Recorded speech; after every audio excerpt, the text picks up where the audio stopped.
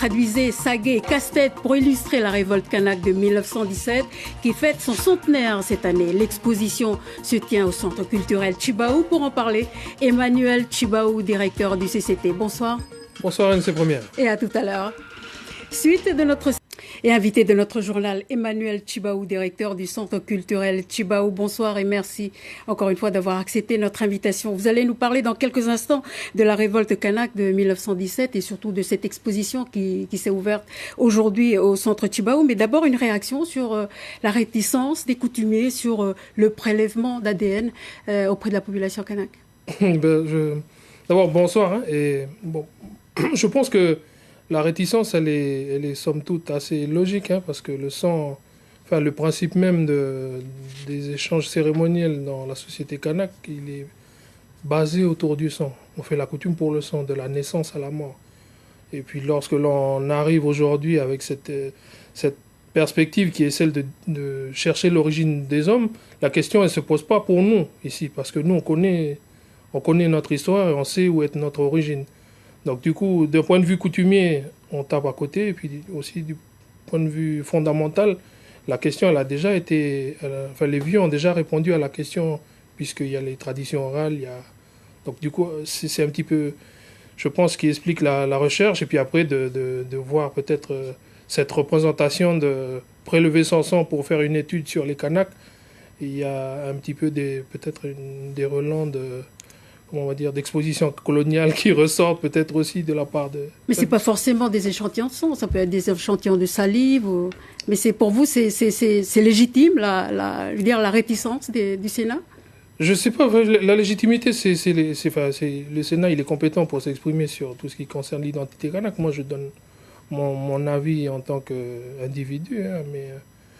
Après, je pense qu'il faut aussi l'appréhender dans une perspective qui est celle d'une recherche à l'échelle de l'humanité.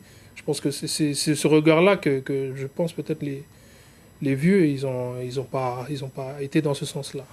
Emmanuel Tchibaou, on va parler maintenant de cette exposition d'Amwenbot qui se tient au Centre Tchibaou. Donc, les documents originaux ont été prêtés par le service des archives de Nouvelle-Calédonie. D'Amwenbot, cela signifie Sagué et Casse-Tête en langue vamalais de Vaud. Et pour illustrer la révolte kanak de 1917, Emmanuel Berthelin du Centre nous présente cette exposition. Voyez ce reportage de Gwen Kemener et de José Solia. 39 ans après la révolte d'Ataï, une autre révolte a marqué l'histoire calédonienne, celle de 1917, essentiellement autour de Koné et dans toute la zone comprise entre Poindimié, Yingen, Moéo et Vaud. Les colons sont attaqués par les indigènes du chef Noël. Cette révolte a commencé avec l'avancée de la colonisation et tout le lot de corvées qui accompagnait en fait le statut de l'indigénat. Les Kanaks ne font pas la guerre de la même façon que les Européens. C'est-à-dire que ça prend plusieurs décennies pour qu'il y ait un parcours de la monnaie de la guerre et que les différentes tribus répondent, présentes ou non. Ce sont des messages à nœuds. Ils sont faits en écorce de banyan, tapés, donc en tapa. Et cela représente la monnaie de la guerre qui passait d'une tribu à une autre. Et donc en fait, une tribu allait transmettre ces messages à une autre tribu, et en fonction de si la monnaie revenait avec un nœud ou pas, cela voulait dire que l'autre tribu acceptait ou non d'entrer en guerre avec eux.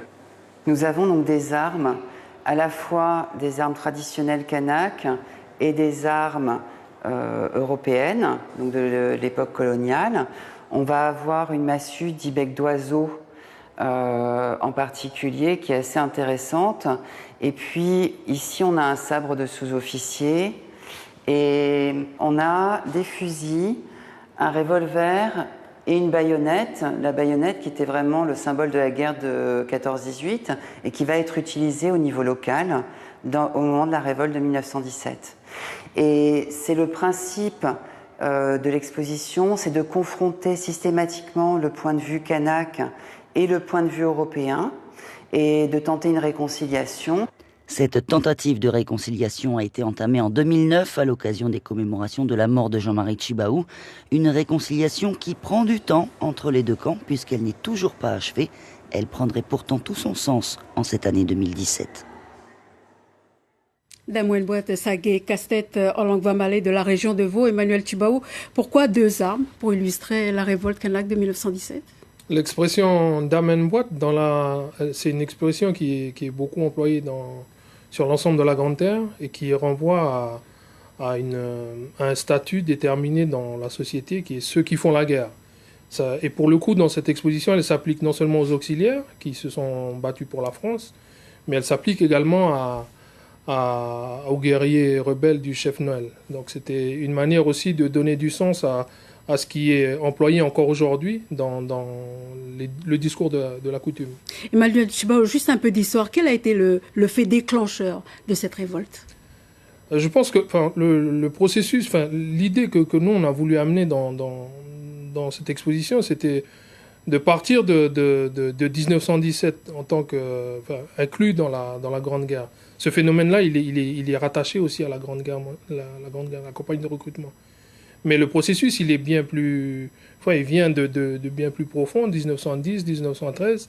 Et puis la campagne de recrutement va être l'élément déclencheur qui va faire que les gens, avec peut-être les maladresses qui sont causées par l'administration coloniale, de venir recruter des gens qui sont déjà dépossédés de leurs biens, de leurs terres, d'aller défendre une terre qui ne leur appartient pas, pouvait parfois poser problème dans la mesure aussi où ils étaient sujets, ils n'étaient pas citoyens français. Et donc du coup, c'est un petit peu, ça met en avant aussi ce regard et puis cette incompréhension qu'il y a entre les deux sociétés qui sont installées au moment de 1917, mais qui ne communiquent pas en fait. Rapidement, Emmanuel Tjibaou, donc un centenaire, cette révolte a 100 ans cette année. Est-ce que ce centenaire aura des manifestations particulières? Est-ce que ce sera décliné de manière particulière sur l'ensemble du pays? Ça sera décliné, c'est sûr, de manière particulière dans la communauté kanak.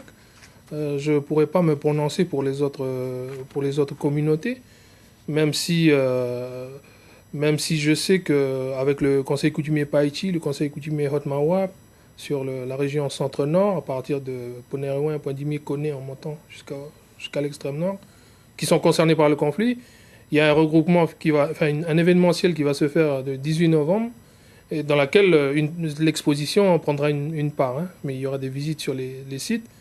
Et puis après, l'idée, je pense aussi, c'est que, au moins nous, dans cette exposition, ce qu'on a tenté, c'était de faire parler les communautés calédoniennes et faire parler les communautés tahitiennes, indonésiennes, parce que justement, ça fait partie de la même histoire. Et pour beaucoup, c'est quelque chose qui est partagé uniquement dans le cercle intime des familles.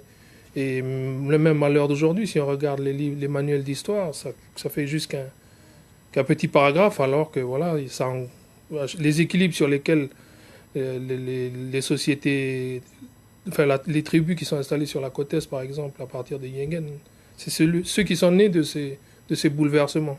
Merci beaucoup, Emmanuel Tjibaou, pour toutes ces précisions. Je rappelle que cette exposition Damouine Boite s'ouvre aujourd'hui au Centre Tjibaou. Dans l'actualité dans la région,